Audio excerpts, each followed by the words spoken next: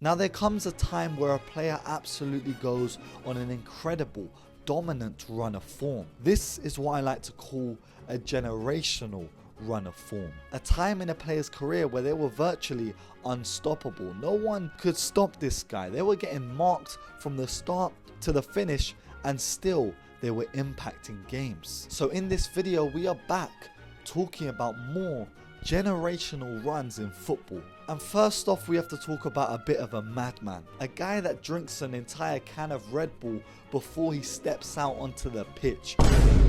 A guy that has had the same trim, I don't know, for 12 years straight. A guy that literally looks like, you know, he would just chill in the streets with a can of Guinness asking for money. This is Jamie Vardy, an absolute legend of the game. A guy that makes people think that the impossible is possible. This guy wasn't even playing professional football till about what, 26? And he got picked up and made a name for himself at Leicester City. He's gone to do so many things throughout his illustrious career, and one of the things that he did was go on a generational run of form. In the 2015-16 season, Jamie Vardy redefined what it meant to be an underdog. Jamie Vardy this season broke Ruud van Nistelrooy's record, scoring 11 goals in 11 consecutive matches. He was absolutely amazing and relentless. This was a striker that the Premier League had never seen before. This archetype of striker, again, had never been seen. It was like having a guy on PEDs up top. He was running at defenses like a madman, arms flailing, taking the ball off opponents, and also getting in behind and scoring absolute bangers. He had nothing to lose and everything to gain. This was a season for this underdog story to really be crowned as the one. And one goal that rings a bell is that stunning volley he scored against Liverpool in February of 2016. He also recorded 6 match-winning goals that season, making him the difference in these 6 games. Vardy that season was of course one of the main reasons why Leicester City did so well and eventually won the league. He also would finish the campaign winning the Player of the Season and immortalising his impact in the league. Now another generational run in football involves a player that nobody hates. This guy has no enemies in life, let alone football. Heung-min Son had an incredible season from 2021 to 2022. This campaign was a testament to Son's evolution as a forward in the league, where he would go on to share the Premier League Golden Boot, getting 23 goals with Mohamed Salah. And I think what made this so much more impressive was that he did this without scoring a single penalty goal. He wasn't inflating his numbers, he knew who the penalty taker was. With 23 goals and 7 assists in 35 games that season, this was Heung-min Son at his finest, whilst also leading the league in left-footed goals with 12, which was of course, you know, not his stronger foot. He's right-footed. Son was crucial to Spurs securing Champions League football that season, and I think this campaign from Son really goes under the radar because this guy was amazing. Like, he was scoring some of the most brilliant goals you've ever seen. And if you want to hear me talk about him even more, I have an entire video about Son, you know, in my early days. Now from one part of North London to another, we have to talk about a guy that left Arsenal to join Bayern Munich.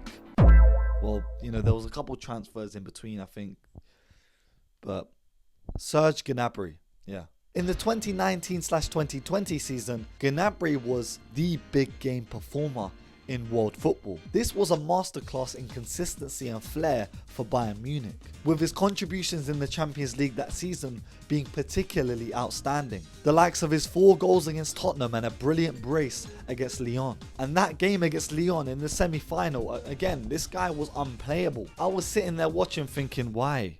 What are we doing? Look at Arsenal's wingers at this time. We needed a Gnabry, but no. He was balling out. Champions League. I was sitting at home. He ended that campaign with 44 games played and 23 goals with also 14 assists. But again, it was that Champions League campaign which was so iconic, scoring 9 goals and joint second for the top goal scorers that season in the competition. He was also a key contributor against Barcelona when Bayern Munich absolutely obliterated them 8-2.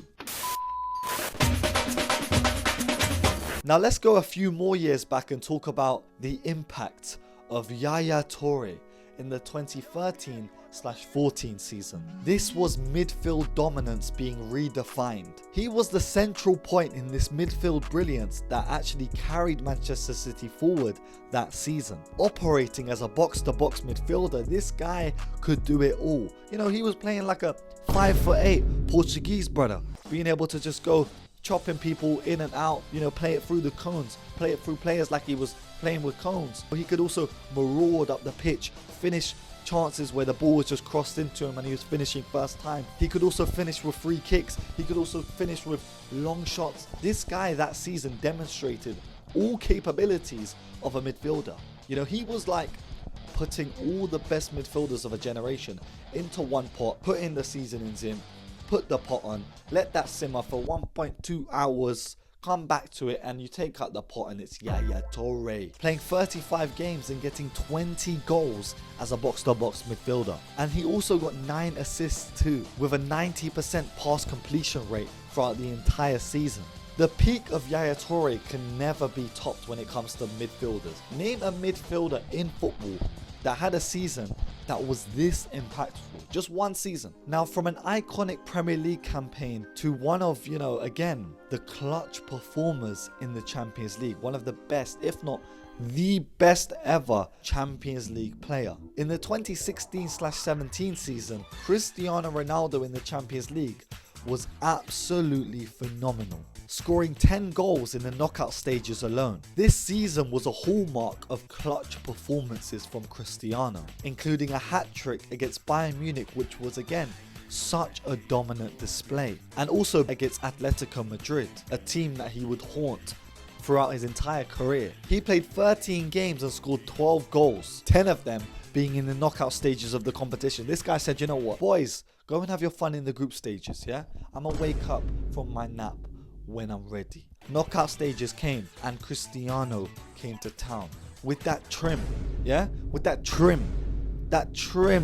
People want to replicate that trim. You can't replicate that trim. You can't replicate that trim and put up these performances. If I can replicate that, I can't replicate that trim. There's only certain people in the world that can have that trim. And he's one of them. LeBron as well. And Michael Jordan. And not only did he score 12 goals, he also got 6 assists too. This guy's putting up season numbers like it's the Premier League. Some of your favourite wingers right now, they're putting up these numbers. This guy was doing it in one competition. And let's not also forget that he scored twice in the final to beat Juventus 4-1, helping Real Madrid clinch their 12th Champions League title. And I think the last generational run I need to really speak about is again from a striker. A striker that often gets compared to, you know, Lewandowski, Benzema, but he stands in a different room. This is Luis Suarez, and he stands in a room, solitary confinement room. This season for Barcelona saw him finish as the world's top goal scorer. He was the top goal scorer for the entire calendar year. Something like Messi back in 2012, Luis Suarez did it as, you know, not a guy that had the claim to being the best player in the world, as a striker. And that year he outshined the likes of Cristiano Ronaldo, Lionel Messi, you know, Neymar. He was the guy with his sharpness in front of goal and also this unselfish ability to just play in his teammates. Playing 51 times for Barcelona that season while scoring 36 goals and getting 16 assists. These are legendary numbers. These are numbers of not... Whoa! These are... Suarez was the main guy for Barcelona domestically, you know, helping them win the double, you know, the La Liga and the Cup. But, you know, he didn't really do much in the Champions League and he didn't really do much elsewhere. But Suarez is an elite striker. People don't like when others disrespect Suarez. I don't care. Yeah, no strikers are good. We've got Lewandowski doing TikTok dances. We've got Benzema and 15-year-olds. We've got Suarez and being racist. Strikers are the worst kind of people, you know. Eddie Nketiah's not though. That's the best striker in the world. Now, if you want me to talk about more generational runs in football, then let me know down below. I'd like to hear some, you know, opinions that are from the early 2000s, because I'm considering doing a whole video about generational runs that happened during that time. But let me know. You know, you guys loved the first one. Hopefully you like this one. And of course, this has been Jib Rules, back with another video. Make sure you leave a like, comment, subscribe please, and of course, stay safe, stay blessed, and peace. Hey you! Yeah, you! Follow me on Twitter. That's where it's going down.